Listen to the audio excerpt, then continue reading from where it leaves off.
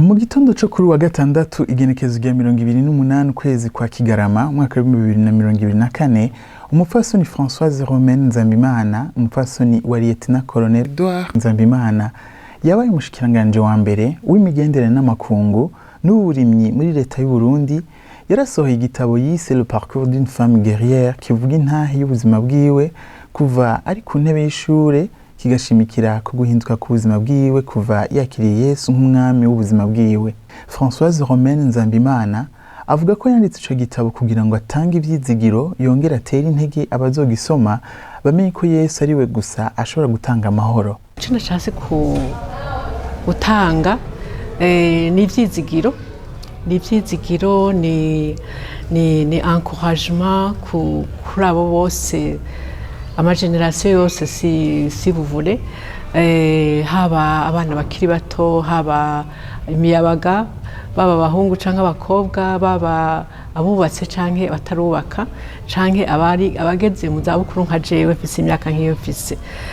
bose barafise ico nifuza yuko boronka au travers iyo message nanditse kandi nkayandika ubundi muri kiritire yacu kirazira kwivuga kirazira kuvuga ibintu byawe ariko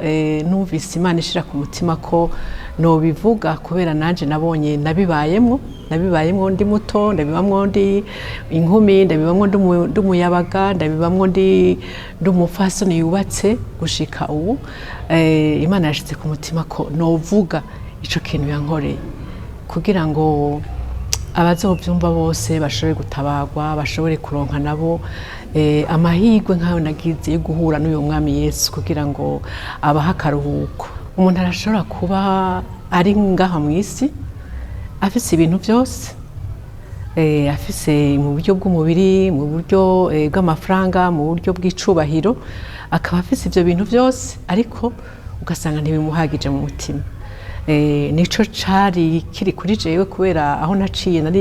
nari mu hantu ataco tubuze nari mu cubahiro ariko nasanze icubahiro ari ic'Imana gusa kuko nasanze ivyo byose atakamaro vyampaye atamahoro vyampaye ariko amahoro nayaronse kubera nakiri umwami Yesu kubera ari umwami w'amahoro. Joël Nzambimana umwigeme wa Françoise Romaine Nzambimana avuga ko akunda inkuru iri muri ico gitabo kuko yerekana mu by'ukuri ntaye ubuzima bwabo n'ingene Imana yabagiriye neza. Ico nkunda cyane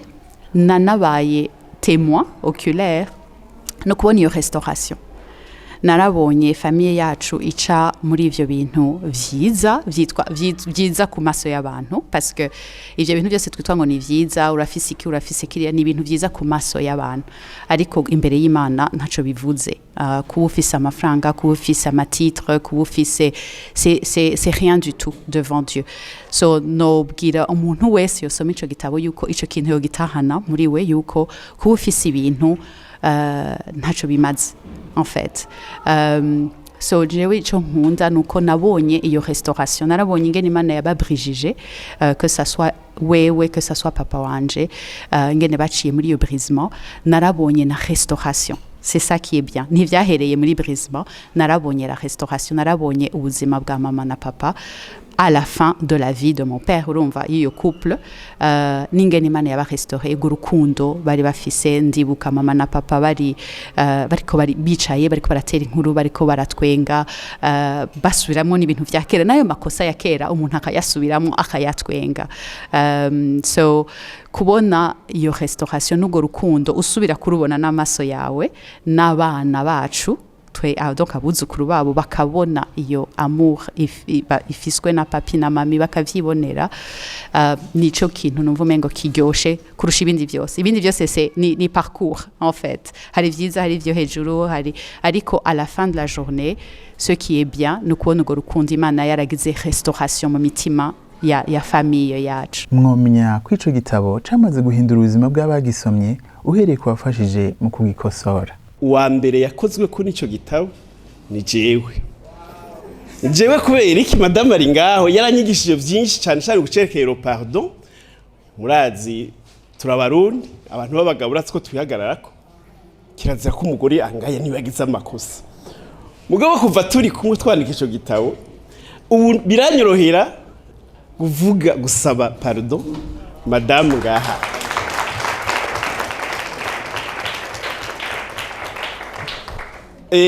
urumva nariko ndamufasha ndamwigisha ngene bandi bashobora gutondeka ivyiyumviro mugo nanje caranyigisha nababwira yuko surtout Saru wavuze ati ugwaruka ruri ngaha n'abandi bakuze ico gitabo kirimwo ico bita profondeur quintessence kirimwo akanovera kenshi cyane gose surtout ugomba kubona imibereho myiza yerekeye gutunganya urugo rwawe ni ibintu bikomeye cyane gose